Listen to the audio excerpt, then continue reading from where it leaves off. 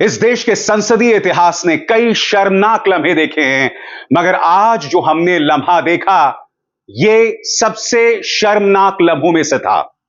पूर्व सूचना और प्रसारण मंत्री अनुराग ठाकुर, जिनके पास अब कोई मंत्रालय नहीं है, उन्होंने राहुल गांधी की जात पूछ ली। शर्मनाक लम्हा दोस्तों। याद कीजिए, इससे पहले लगातार राहुल गांधी पर भारतीय जनता पार्टी और उनका प्रचार तंत्र यह प्रहार करता रहा है कि वो हिंदू तक नहीं है। आज अनुराग ठाकुर ने शालीनता की, राजनीतिक मर्यादा की, संसदीय गरिमा की तमाम हदों को पार कर दिया। और सबसे दिलचस्प बात, उन्हें करारा जवाब दिया है। राहुल गांधी ने नहीं, अखिलेश यादव ने। मैं आपको वो लम्हा दिखाना चाहता हूं जब अनुराग ठाकुर ने वो शर्मनाक बयान दिया था। सुनिए। ओबीसी की बात, जनगणना की बात बहुत की जाती है। माननीय सभापति जी, जिसकी जात का पता नहीं वो गणना की बात करता है। इत्तेफाकन दोस्तों, अनुराग ठाकुर वो शख्स हैं जो एक राजनीतिक परिवार से आते हैं। इनके पिता हिमाचल के मुख्यमंत्री रह चुके हैं। अनुराग ठाकुर क्रिकेट के जगत में इनका बहुत बड़ा मुकाम है और इनकी भाषा का स्तर यहां तक पहुंच गया है। यह वो शख्स है जो देश का प्रधानमंत्री बनना चाहता है, मगर हम उस दौर में रह रहे हैं जहां प्रधानमंत्री नरेंद्र मोदी, या ये कहा जाए प्रधानमंत्री की भाषा की भी कोई मर्यादा नहीं है। जाहिर सी बात है, अनुराग ठाकुर को अपने इस बयान पर कोई शर्म नहीं आएगी। मैं आपको दिखाना चाहता हूं कि इस बयान का क्या करारा जवाब दिया अखिलेश यादव ने। देखिए। इनसे ये पूछना चाहता हूं, आपने जाति कैसे पूछ ली, ये बताइए बस। आप जाति कैसे पूछ सकते हैं?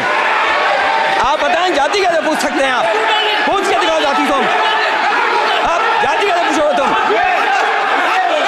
कैसे पूछोगे जाति?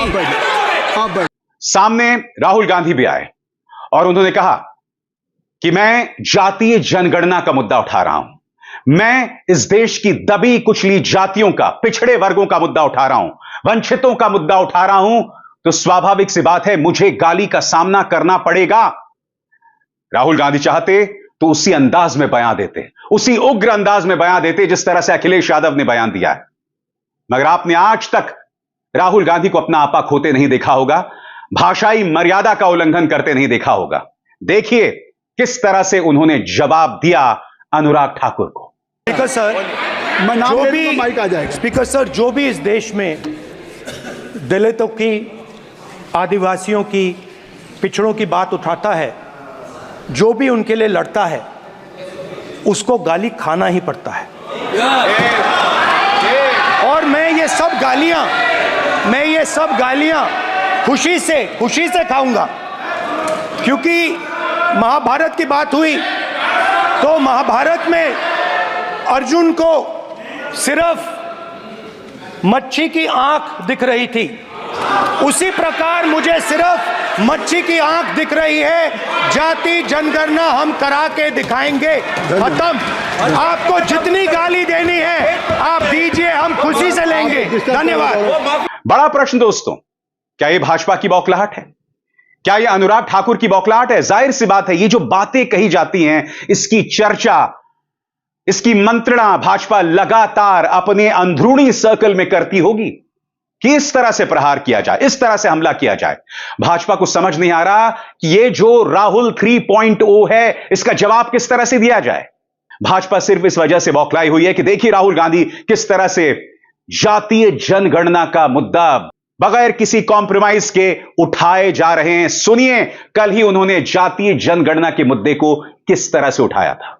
कहना है सर, ये जो आपने चक्रव्यूह बनाया है, इस चक्रव्यूह से करोड़ों लोगों को नुकसान हो रहा है, दर्द पहुंच रहा है, और हम इस चक्रव्यूह को तोड़ने जा रहे हैं। और तोड़ने का सबसे बड़ा तरीका, जिससे आप लोग डरते हो, कांपते हो, वो है जाति जनगणना।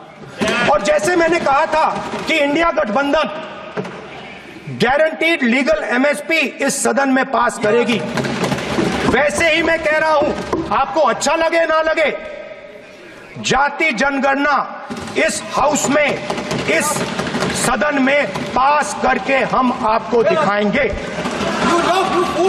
भाजपा की बौखलाहट की वजह यही है दोस्तों। और भारतीय जनता पार्टी हर गुजरते दिन के साथ अपने लिए गड्ढा खोद रही है।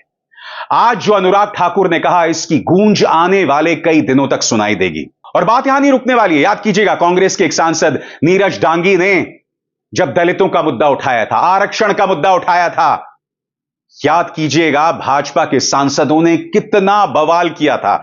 नतीजा, कार्रवाई को स्थगित कर दिया गया था। भाजपा बार बार इस तरह की हरकत कर रही है।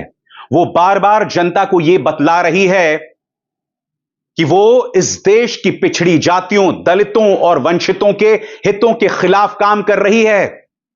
आखिर क्यों इस तरह से जातिगत बयान भाजपा के सांसदों की तरफ से आते हैं? आखिर क्यों इस तरह की हरकतें सामने उभर कर आती हैं? सबसे शॉकिंग, ये वो अनुराग ठाकुर हैं जो इससे पहले भी भाजपा को अंतर्राष्ट्रीय तौर पर शर्मसार कर चुके हैं।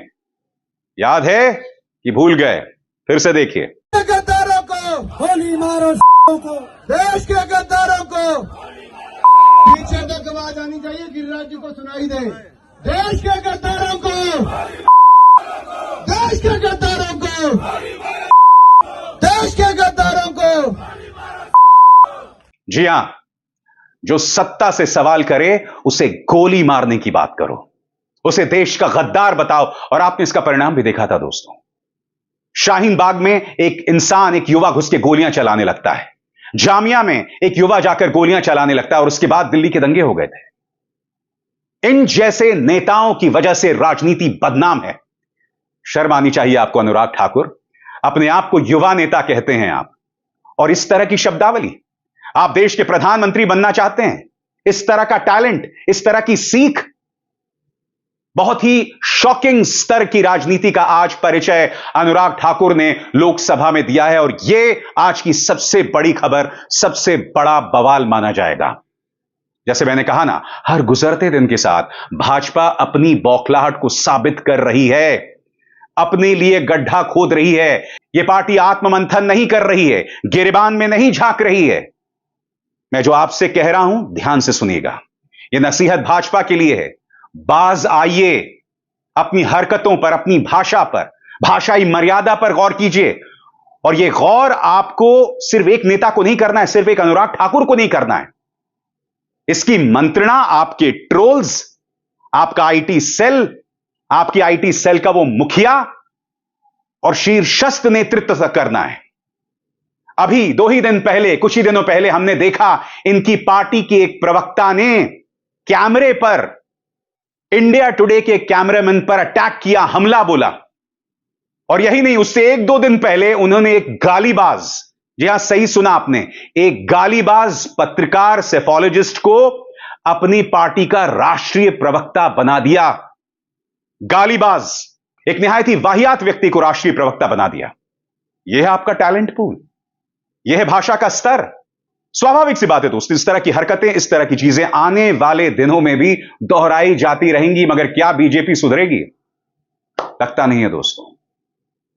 अब इजहार शर्मा को दीजिए इजाजत। नमस्कार।